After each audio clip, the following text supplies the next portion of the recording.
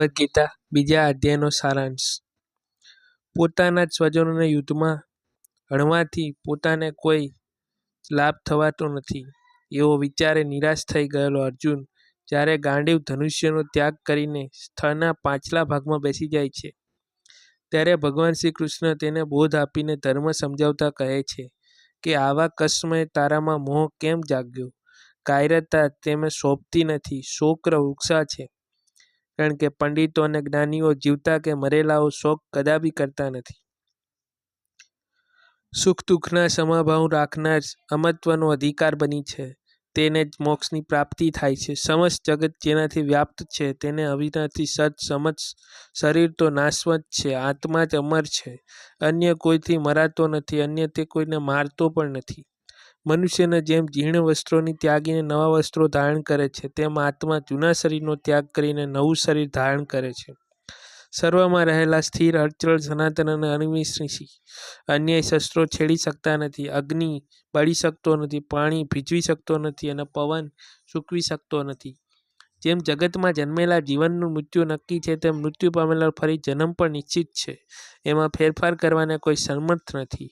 વળી ક્ષત્રિય માટે તો ધર્મયુદ્ધ મહાકાલી યુદ્ધ જે જો તું આ ધર્મયુદ્ધની વિમુખ થઈશે તો તારો સર્વધર્મ અને કીર્તિ બંનેને ગુમાવીને પાપનો ભાગીદાર થઈશ. જો તું યુદ્ધ કરતા મૃત્યુ પામીશ તો તેને સ્વર્ગ પ્રાપ્ત થશે અને જીતીશ તો રાજયોગ ભોગવીશ. તને માત્ર કર્મ કરવાનો અધિકાર છે, ફળ પર તારા કોઈ અધિકાર નથી. માટે તું યુદ્ધ કરવા તૈયાર થા. ચિત્તપ્રસ એ જ કહેવાય જે સર્વ કામનાઓનો ત્યાગ કરી આત્મ સ્વરૂપમાં જ સંતુષ્ટ રહે. મનને જીવનનાર મનુષ્યને રાગદ્વેષ થઈને પ્રવૃત્તિ કરતો હોવા છતાં સદા સર્વદા પ્રસન્ન રહે છે. જે જ્ઞાનદશા સર્વ પ્રાણીઓની રાત્રિ છે તેમાં સંયમી જાગે છે અને જ્યારે ભોગેચ્છાઓ પ્રાણીઓ જાગે છે ત્યારે સંયમી નિદ્રા લે છે. જે મનુષ્ય સર્વ કામનાઓનો ત્યાગ કરીને સુબુદ્ધ મમતાથી અને અહંકારથી થઈને સર્વદા વિચરણ કરે છે તે જ મનુષ્ય શાંતિ પ્રાપ્ત કરે છે. સંજય ધૃતરાષ્ટ્રને કહ્યું, હે રાજન, આમ કરુણાથી ઘેરાયેલો અને આંસુભર્યા વ્યાકુળ નેત્રવાળા અર્જુનને શોક કરતો જોઈને મધુસૂદને કહ્યું, હે અર્જુન, આવી વસમી વેળાએ તને આવો વિવાદ ક્યાંથી થઈ આવ્યો કે જેનું શ્રેષ્ઠ સર્વશ્રેષ્ઠ પુરુષો કદી કરતા નથી, જે સ્વર્ગ આપનાર નથી પણ આધ્યાત્મિક છે? હે પાર્થ, તું કાયરતાને આધીન ના થા. તને આ છાસતું નથી. હે પરત હૃદયની આવી તુચ્છ દુર્બળતાને ત્યજી દઈ તું યુદ્ધ માટે ઊભો થા. ત્યારે અર્જુન બોલ્યો, હે મધુસૂદન, પિતામહ ભીષ્મ અને આચાર્ય દ્રોણ સામે યુદ્ધના બાણો વડે હું કેમ લડું? કેમ કે હે હરિસુધર, તેઓ બંને પૂજવા યોગ્ય છે. એટલા માટે આ મહાનુભાવ ગુરુજનોને મારીને આ લોકમાં ભિક્ષાથી મેળવેલું ભોગવવું વધારે સારું છે. કેમ કે આ ગુરુજનોને મારીને તો મારે અહીં તેમના લોહીથી ખરડાવેલ અર્થ ને કામરૂપ ભોગો જ ભોગવવા પડે. વળી અમે એ પણ નથી જાણતા કે યુદ્ધ કરવું ન કરવું બંનેમાં કયું શ્રેષ્ઠ છે. અમે એ પણ નથી જાણતા કે અમે જીતીશું કે અમને તેઓ જીતશે. જેમને મારીને એમ જીતવા પણ નથી ઈચ્છતા કે ધૃતરાષ્ટ્રપુત્રની સંબંધીઓ અમારી સામે યુદ્ધ માટે ઊભા છે. દીનાદૃપ ધોઈની મારો મૂળ સ્વભાવ નાશ પામ્યો અને ધર્મ કર્તવ્યના વિયે મૂંઝવણમાં પડેલો હું આપણે પૂછું છું કે મારે માટે જે કાંઈ નિશ્ચિત કલ્યાણરૂપ હોય તે મને કહો. હું આપનો શિષ્ય છું. આપના શરણે આવેલા મન ઉપદેશ આપો. કેમ કે પૃથ્વી પર શત્રુ વિનાનું અને ધન્ય દાનથી સમુદ્ર રાજ્ય મળે અથવા સ્વર્ગમાં દૈત્યોનો સ્વામીને મળે તો પણ મારી ઇન્દ્રિયો સૌથી લેનારા મારા શોકને દૂર કરી શકે એવા કોઈ ઉપાય હું જોતો નથી. સંજયે ધૃતરાષ્ટ્રે કહ્યું, હે રાજન, શ્રી કૃષ્ણે આ પ્રમાણે કહીને અર્જુન, હું યુદ્ધ નહીં કરું એમ બોલી ચૂપ થઈ ગયો. બંને સેનાઓની વચ્ચે ઉપવાસ કરતા શ્રી કૃષ્ણ શોકચિત્ત અર્જુન કહ્યું, હે અર્જુન, તું શોક ન કરવા યોગ્યનો શોક કરે છે અને પંડિતાઈ ભરી વાતો કરે છે. પણ પંડિતો તો મરેલાનો કે જીવતાનો કદી શોક કરતા નથી. હું કોઈ કાળમાં ન હતો, તેમજ તું પણ ન હતો કે આ બધા રાજાઓ ન હતા એવું પણ નથી અને હવે પછી આપણે બધા જ નહીં હોઈએ એવું પણ નથી. જેમ દેહાધારી જીવત્વમાં આ દેહમાં બળપણ, યુવાની અને વૃદ્ધાવસ્થા પ્રાપ્ત થાય છે તેમ તેને બીજા દેહની પ્રાપ્તિ થાય છે. ધીરજવાળો આવા ફેરફારોમાં મોહ પામતો નથી. હે કૌંતર્ય, ઇન્દ્રિયો અને વિષયો સાથેના સંબંધિત શીત અનુકૂળ અને ઉષ્ણ પ્રતિકૂળ હોય છે. તે સુખ અને દુઃખ દેનારા અનિત્ય છે. તેઓ આવે છે અને જાય છે. તેવીને તું સહન કરે છે. અર્જુન, સુખ દુઃખને સમાન માતવના ધીરજના પુરુષને આ ઇન્દ્રિયોના વિષયો સાથેના સંબંધો વ્યાકુળ કરતા નથી અને તે જ અમરતા મેળવવાનો સમર્થ થાય છે. અસરનું શરીર અસ્તિત્વ નથી અને સતનો આત્માનો નાશ નથી. આ બંનેનો આવો નિર્ણય ત્યાગીને જે જોયો છે, વડે આ શત્રુ શરીર વ્યાપ્ત છે તેને તું અવિનાશી આત્મા જાણ અને તેનો નાશ કરવાને કોઈ સમર્થ નથી. આ બધા શરીરો નાશવત કહેવાય છે, જેમાં કદી નાશ ન પામતો અને માપીને ન શકાય એવી શરીરધારી આત્મા તિત્ય છે. માટે એ ભારત તું યુદ્ધ કર. જે આ આત્માને માનનાર સમજે છે અથવા મરાયેલો માને છે તેઓ બંને કંઈ સમજતા નથી, કેમ કે આત્મા કદી મરતો નથી કે મરાતો નથી. આત્મા જન્મતો નથી કે મરતો નથી, તેમજ પૂર્વ કોઈ વખતે ન હતો ને ભવિષ્યમાં નહીં હોય એવું પણ નથી. આ આત્મા અજન્ય, નિત્ય, શાસ્ત્રીય અને પુરાતન છે. તેથી શરીર મરાવાની આત્મા મરતો નથી. હે પૂથા પુત્ર અર્જુન, આ આત્મા અવિનાશી, નિત્ય, અજન્મા અને વિકારિત છે.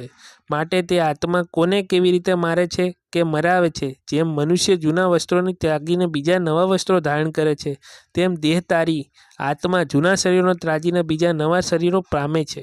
આ આત્માને શસ્ત્રો છેદી શકતા નથી, અગ્નિ બાળી શકતો નથી, પાણી ભીજવી શકતો નથી ને પવન સૂકવી શકતો નથી. આત્માને છેદવું અશક્ય, બાળવો અશક્ય, ભીજવવો અશક્ય અને સૂકવવું અશક્ય છે. કારણ કે આત્મા નિત્ય, સ્વામિક, સ્થિર, રહેનાર, અચળ અને સનાતન સદાનો છે. આત્માનો ઇન્દ્રિયોનો જાણવો અશક્ય, મનથી વિચારવો અશક્ય અને વિકારિત કહ્યો છે. માટે એને એમ જાણીને પણ તું સુખ કરવાનો યોગ્ય નથી. અથવા જો તું આત્માને સદા જન્મનારો અને મરનારો માને તો પણ હું એને વિશે શોક કરવાનો યોગ્ય નથી, કેમ કે જન્મેલા મૃત્યુ નક્કી છે ને મરેલાનો જન્મ નક્કી છે. માટે તાળવાને અશક્ય એવા આ વિષયનું તું શોક કરવાનો યોગ્ય નથી. હે ભરતવંશી અર્જુન, સૃષ્ટિના બધા જ પ્રાણીઓ આદિમાં જન્મતા પહેલાં અવ્યક્ત એટલે કે શરીર વગરના હોય છે, મધ્યમાં જન્મ્યા પછી વ્યક્ત એટલે કે શરીરવાળા હોય છે ને અંતે મૃત્યુ પછી ફરીથી વ્યક્ત એટલે કે શરીર વગરના થાય છે. તેમાં શોક શો કરવો? કોઈ આ આત્માને આશ્રય જેવો જુએ છે તો કોઈ એને આશ્રય જેવો કહે છે, તથા હવે બીજો કોઈ એને આશ્રય જેવો સાંભળે છે અને કોઈ તો એને સાંભળીને પણ સમજતો નથી કે હે ભારત, આ દેહધારી આત્મા બધાના શરીરમાં સદા વધ ન કરી શકાય એવો છે. તેથી સર્વ પ્રાણીઓનો શોક કરવો તેને યોગ્ય નથી. વળી તારા સર્વધર્મમાં વિચાર કરીને પણ તું કપાવા યોગ્ય નથી, કેમ કે ધર્મથી યુદ્ધની વધારે બીજું કોઈ કલ્યાણકારક કર્તવ્ય ક્ષત્રિય માટે નથી. હે પાર્થ, આપમેળ પ્રાપ્ત થયેલું છે અને સ્વર્ગના ખુલ્લા દ્વારરૂપ આ યુદ્ધ તો ભાગ્યશાળી ક્ષત્રિયોને જ મેળવા મળે છે. તેમ છતાં જો તું આ ધર્મધર્મ યુદ્ધ નહીં કરે તો સર્વધર્મનો ત્યાગ કર્યાનું પાપ લાગશે ને યુદ્ધવીર તરીકેને તારી કીર્તિને પણ ગુમાવીશ. એટલું જ નહીં, બધા લોકો તારી સદા રહેનારી આપકીર્તિનું કથન કર્યા કરશે અને એ આપકીર્તિ પ્રતિષ્ઠા પામેલા માટે મરણની પણ વધુ દુઃખદાયી હોય છે. મહારથીઓને તે ભયના કારણે રણમાંથી નાસી ગયેલો માણસ છે ને જેઓમાં તું બહુમાન પામ્યો છે તેઓમાં હલકો પડીશ, એટલે કે તેઓ તને કાયર ગણશે. તારા શત્રુઓ તારા સામર્થ્યની નિંદા કરતાં ઘણા ન બોલવા યોગ્ય વેણ બોલશે, તેથી વધારે દુઃખ કર્યું. જો તું યુદ્ધમાં માર્યો જઈશ તો સ્વર્ગને પામીશ અથવા જીતીશ તો રાજ્ય ભોગવીશ. માટે તું યુદ્ધ કરવાનો નિશ્ચય કરીને ઊભો થા. સુખ કે દુઃખ, લાભ કે હાનિ તથા જય કે પરાજય સન્માન માનીને હવે તું યુદ્ધ જોડાઈ જાય એ રીતે યુદ્ધ કરવાની અને તેને પાપ લાગશે નહીં. અહીં સુધીના આ જ્ઞાન તને સખ્યોગ વિશેનું શરીર અને આત્મા વિશેનું કહ્યું. હવે જે થકી મનુષ્યનું નિષ્કામ કર્મ કરી શકે છે એવા કર્મયોગ વિશેનું આ જ્ઞાન સાંભળ. જે જ જ્ઞાનની યુક્ત થતી તું કર્મ કરીશ તો તું કર્મના બધાને છૂટીશ. આ કર્મયોગમાં કરેલ કર્મનો આરંભ નિષ્ફળ થતો નથી કે તેમાં વિઘ્ન આવવાની કે અપૂર્ણ રહેવાથી દોષ પણ લાગતો નથી. માટે નિષ્કામ કર્મયોગપૂર ધર્મોનું થોડું પણ આચરણ મનુષ્યના મોટા ભ્રમથી ઉગારે છે. હે કુંદનંદન, આ કર્મયોગમાં દંડ, નિશ્ચય અને બુદ્ધિ એક જ નિશ્ચયી હોય છે ને જેઓ દંડ નિશ્ચયી નથી તેઓને બુદ્ધિ અનેક ભાગોમાં કે ફટાયેલી અને અનંત હોય છે. કામનારોમાં તન્મય થયેલા અને સ્વર્ગ થતા સ્વર્ગીય સુખોને જ એકમાત્ર પ્રાપ્ત કરવા યોગ્ય પરમ વસ્તુ રૂપે માનરાઓ વેદના ફળ દર્શાવનારા વાક્યોમાં આસક્ત થઈને આના કરતાં ઉત્તમ વસ્તુ બીજી કોઈ છે નહીં એમ કહેતા કોઈ છે. આવા અલ્પ બુદ્ધિવાળાઓ જન્મપૂર્ણે ફળફળોને આપનારી તથા ભોગ તથા ઐશ્વર્યની પ્રાપ્તિ માટે બળની અનેક પ્રકારની ક્રિયાઓ વર્ણન કરનારી વેદની ફલફૂલી વાણી બોલ્યા કરે છે. વેદની આકર્ષણ વાણીથી લાલસા અને ચિત્તાવાળાનો ભોગ અને ઐશ્વર્ય તરફ અત્યંત આસક્ત થયેલા હોય છે. તેવા ભૌતિક ફળો મેળવવાની ક્રિયાઓમાં ગૂંથાયેલા હોય તેમના અંતઃકરણમાં પરમાત્મા પ્રત્યે એક જ નિશ્ચયવાળી બુદ્ધિ ઉપજી શકતી નથી. હે અર્જુન, વેદો સત્વ, રજસ અને તમસ એવા ત્રિગુણાત્મક વિષયવાળા જે માટે તું વિગાણું કળેનું ઈચ્છા વગરનો થા. જય પરાજય તથા સુખ ખાદીનો ધર્મનો વિનાનો નતા. નિત્ય સાત્વિક આહાર વિહાર કર્મ અને સાહસિક કરનારો થા તથા કઈ વસ્તુ મેળવવા કે સાચવવાની ચિંતા વિનાનો થઈ. એકમાત્ર સર્વેશ્વર અને પરમ કૃપાળુ પરમ આત્માને પ્રીતિ કામના અને પ્રયત્ન કરનારો થા. કારણ કે મનુષ્યને બધી બાજુથી પરિપુત્ર મહાન જળાશય પ્રાપ્ત થતા નાના જળાશયો જેટલું પ્રયોજન રહે છે એટલું જ નહીં, પ્રયોજન વેદ અને શાસ્ત્રોનો તત્વનો જાણનાર બહાનિષ્ઠ તથા મહાજ્ઞાની મનુષ્યના બધા વેદોમાં રહે છે. અર્થાત જેમ મોટું જળાશય પ્રાપ્ત થઈ ગયા પછી જળ માટે નાના જળાશયની જરૂર નથી રહેતી, એમ જ બ્રહ્માનંદની પ્રાપ્તિ પછી આનંદ માટે વેદોની જરૂર નથી રહેતી. એટલે કર્મ કરવાના જ તારો અધિકાર છે, ફળમાં કદી નહીં. માટે તું કર્મફળની ઈચ્છાવાળો ન થા, તેમજ કર્મનું કરવામાં અશક્તમન ન થા. હે ધનંજય, તું આસુકીનો ત્યાગ કરીને સિદ્ધિ અને અસિદ્ધિને સમાન થઈને યોગમાં સ્થિર રહી કર્મો કર, કેમ કે સ્વભાવ જ યોગ કહેવાય છે. હે ધનંજય, કર્મ સંક્રામ બુદ્ધિયોગથી સમત્ર બુદ્ધિયોગ તું કરેલ નિષ્કામ કર્મથી ખરેખર અત્યંત તુચ્છ છે. આથી તું બુદ્ધિયોગના કારણે શરણ લે, કેમ કે કર્મના ફળની લાલસા રાખનાર પુરુષો તો અત્યંત પામર છે. સમત્ય બુદ્ધિવાળો મનુષ્ય અહીં આ જીવનમાં જ પુણ્ય અને પાપ બંને ત્યજી દે છે. તેથી તું યોગ સમતમાં જોડાય. જો કર્મોમાં કુશળતા એ જ યોગ છે, કેમ કે સંભવ બુદ્ધિથી મુક્ત થયેલા જ્ઞાની ભક્તો કર્મની ઉત્પન્ન થતા ફળની ઈચ્છાઓ ત્યજી દઈને જન્મરૂપ બંધનની મુક્ત થાય છે અને ઉપરદ્વિત મોક્ષ પણ પામે છે. જ્યારે તારી બુદ્ધિ મોહરૂપી કાદવને તરી થશે ત્યારે તું સાંભળેલા અને સાંભળવાના બાકી રહેલા કર્મફળો પ્રત્યે વૈરાગ્ય પામીશ. વેદોની અનેક પ્રકારની ફળયુતિમાં સાંભળીને વિચલિત થયેલી તારી બુદ્ધિ જ્યારે નિશ્ચળ થઈને સમાનરૂપ સમાધિમાં સ્થિર થશે ત્યારે તું દિવ્ય ચેતનરૂપ યોગને પામીશ. અર્જુને પૂછ્યું, હે કેશવ, સમાધિમાં સ્થિત થયેલા સ્થિર બુદ્ધિવાળા મનુષ્યના લક્ષણો કયા છે? તે સ્થિર બુદ્ધિવાળા મનુષ્ય કેવી રીતે બોલે છે, કેવી રીતે બેસે છે અને કેવી રીતે હરે ફરે છે? શ્રી કૃષ્ણએ કહ્યું, હે પાર્થ, જ્યારે મનુષ્ય મનમાં રહેલી કે ઉઠતી સર્વ કામનાઓને સારી રીતે ત્યજી દે છે તે પોતાના આત્મા વડે જ પોતાના આત્મવિસ્તાર સંસ્તુત થાય છે ત્યારે તે સ્થિર બુદ્ધિવાળો થયો કહેવાય છે. ત્રિવિધ દુઃખોની પ્રાપ્તિ થતાં જ ઉદ્ધરવીર રહે છે, સુખોની પ્રાપ્તિ થતાં સબુરિત રહે છે. જેના રોગ, દેશ્ય, ભય અને ક્રોધ સર્વથા જતા રહે છે તે સ્થિર બુદ્ધિવાળો મનુષ્ય મુનિ કહેવાય છે. જે સ્વતંત્ર આસક્તિત હોય છે અને શુભ એટલે કે અનુકૂળ વસ્તુ પામીને ખુશ થતો નથી કે અશુભ એટલે કે પ્રતિકૂળ વસ્તુ પામીને દેશ થતો નથી. તેની બુદ્ધિ સ્થિર છે. જેવી રીતે કાચબો પોતાના અંગોની બધી બાજુએથી સમેટી છે તેવી રીતે મનુષ્ય કર્મયોગી જ્યારે પોતાની ઇન્દ્રિયોની વિષયોમાંથી બધી જ પ્રકારે સમેટી લે છે ત્યારે તેને બુદ્ધિ સ્થિર થાય છે.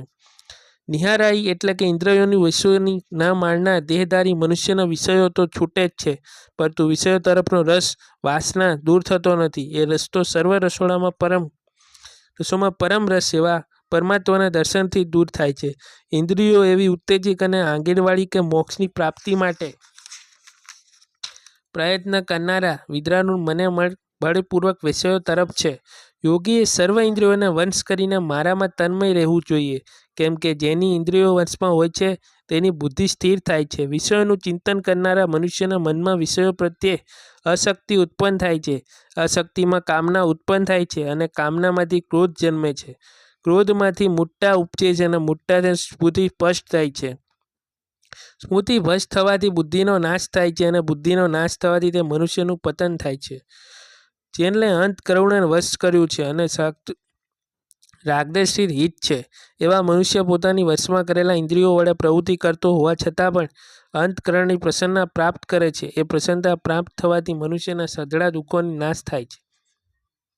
કેમ કે ચિત્ત પ્રસન્ન થવાથી તેને બુદ્ધિ જલ્દી સ્થિર થાય છે, પરંતુ જેને મન અને ઇન્દ્રિયો વશ કરી નથી એવા મનુષ્યની બુદ્ધિ સ્થિર હોતી નથી. બુદ્ધિ સ્થિર ન હોવાથી તેના ભાવના, શ્રદ્ધા કે ભક્તિ હોતી નથી. ભાવના ન હોવાથી તેને શાંતિ પ્રાપ્ત થતી નથી. આવા અશાંત મનુષ્યને શાંતિ ક્યાંથી હોય? કારણ કે ભટકતી ઇન્દ્રિયોને જે ઇન્દ્રિય સાથે મન જોડાયેલું રહે છે તે ઇન્દ્રિય જેમ વાયુ નાવને પાણીમાં ખેંચી જાય છે તેમ મનુષ્યની બુદ્ધિના વિષયોમાં ખેંચી જાય છે.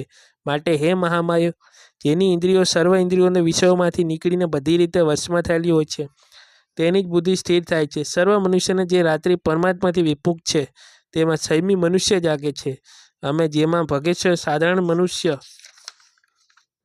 જાગે છે. પરમાત્માને જોતા મુનિની રાત્રિ છે. જેવી રીત ઘણી નદીઓમાં પ્રવેશ કરી ચારે તરફથી જળથી ભરાતો હોવા છતાં સમુદ્ર પોતાની મર્યાદામાં અચળ અને પ્રતિષ્ઠિત રહે છે, તેવી જ રીતે જે મનુષ્યમાં સર્વ વિષયો વિકારિત સમાઈ જાય છે તે જ મનુષ્ય પરમ શાંતિ પામે છે, નહીં કે જે વિષયોનો ભોગવવા મથે છે.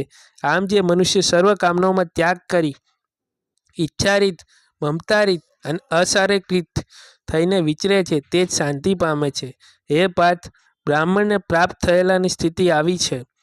તે સ્થિતિને પામ્યા પછી મનુષ્ય ફરીથી સંસારમાં મોહને વશ થતો નથી ને મરણ સમયે પણ આ સ્થિતિને સ્થિર રહીને તે ઈશ્વરના પરમાત્માને પ્રાર્થના કરે છે. આમ બીજો અધ્યાય પૂર્ણ થાય છે. જય શ્રી કૃષ્ણ. જય માતા.